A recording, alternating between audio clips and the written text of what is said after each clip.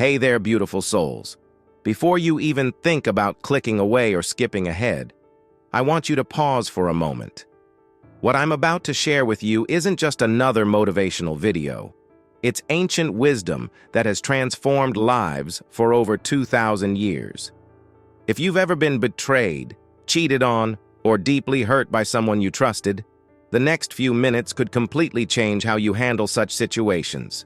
So, stay with me. Your future self will thank you for it. You know that burning feeling in your chest when someone betrays your trust?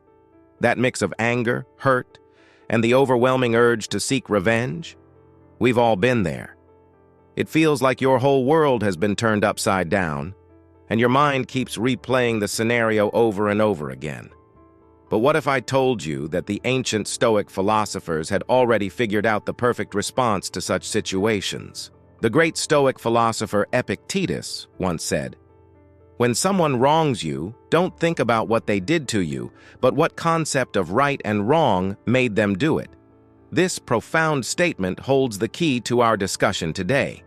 When someone hurts us, our immediate reaction is to focus on the pain they caused us, but the Stoics suggest a radically different approach. Let's dive deeper into what the Stoics teach us about handling betrayal and hurt.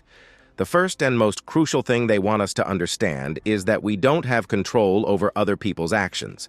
We only have control over our responses.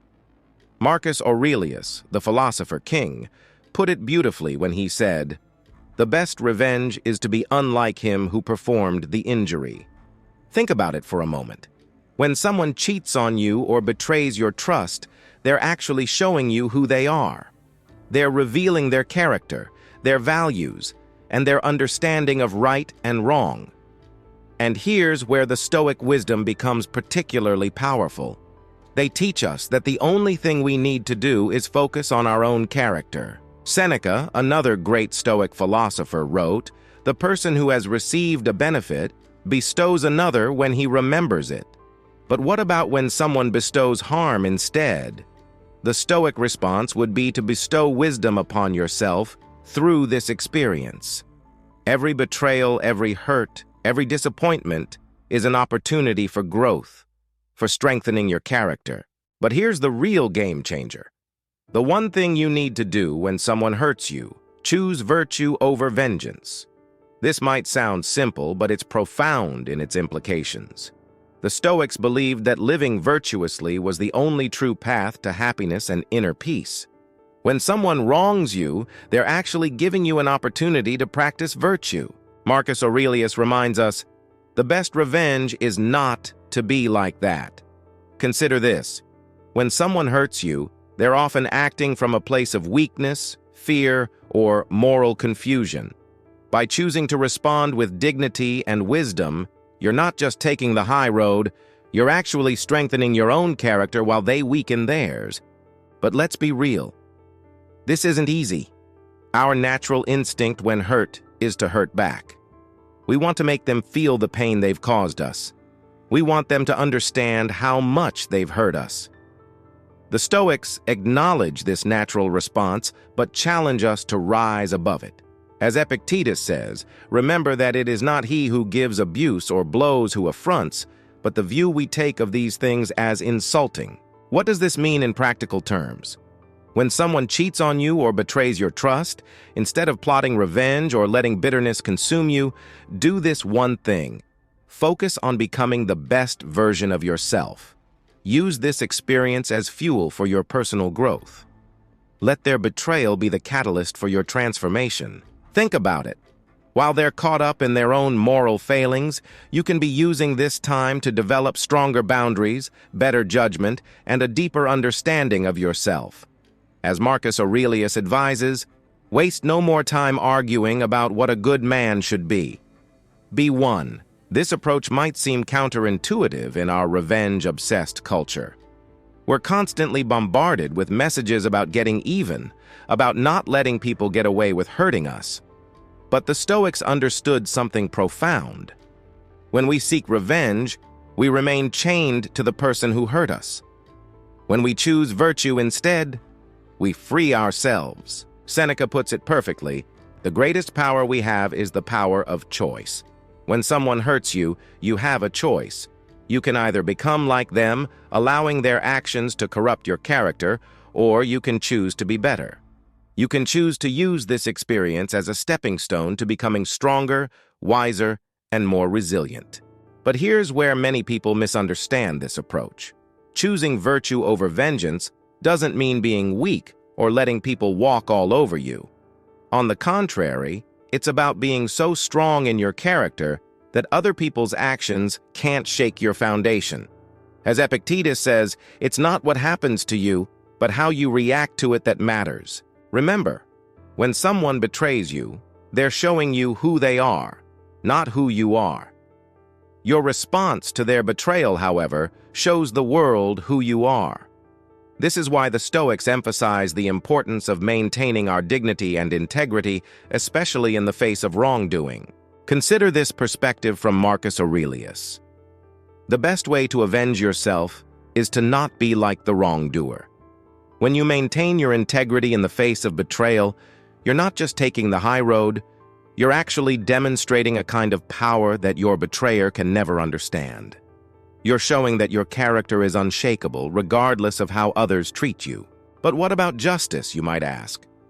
What about making sure they face consequences for their actions? The Stoics have an interesting perspective on this too. They believed that the universe has its own way of maintaining balance. As Marcus Aurelius notes, the best revenge is to live well. Think about it.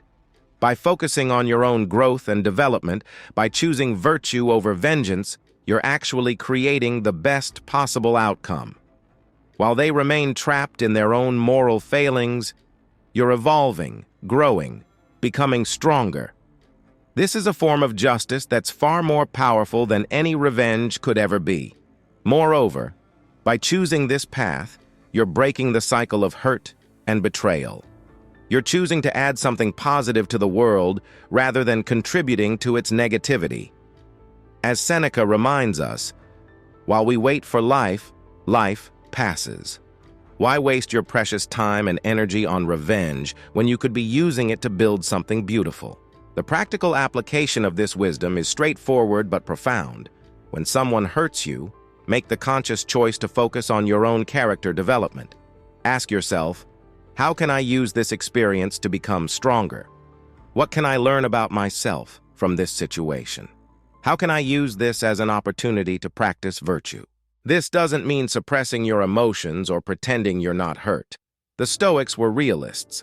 They understood that pain and disappointment are part of life. What they advocated for was a balanced response, one that acknowledges the pain while not being consumed by it.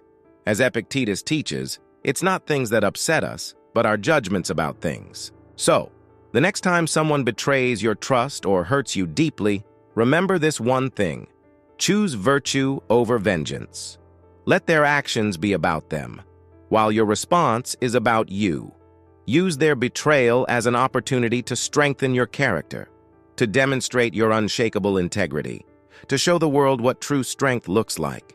As we wrap up this discussion, let me share one final thought from Marcus Aurelius. The soul becomes dyed with the color of its thoughts. When someone hurts you, you have the power to choose what colors will dye your soul.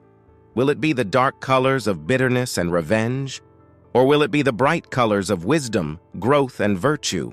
Remember, the person who hurt you has already shown their character. Now it's your turn to show yours. Choose wisely, choose virtuously, and watch how this one choice transforms not just your response to betrayal, but your entire life. The ancient Stoics weren't just philosophers. They were practical psychologists who understood human nature deeply. Their wisdom has survived for thousands of years because it works. When you choose virtue over vengeance, you're not just taking the high road. You're choosing the path that leads to true peace, genuine strength, and lasting happiness. So, the next time someone hurts you, remember, you have the power to choose your response. Make it one that future generations would be proud to learn from. Make it one that strengthens rather than weakens your character. Make it one that transforms pain into wisdom, betrayal into growth, and hurt into strength. This is the path of the Stoics, and it's available to each of us, in every moment, no matter what others do to us. Choose wisely, my friends. Your character is waiting to be revealed through your response to those who wrong you.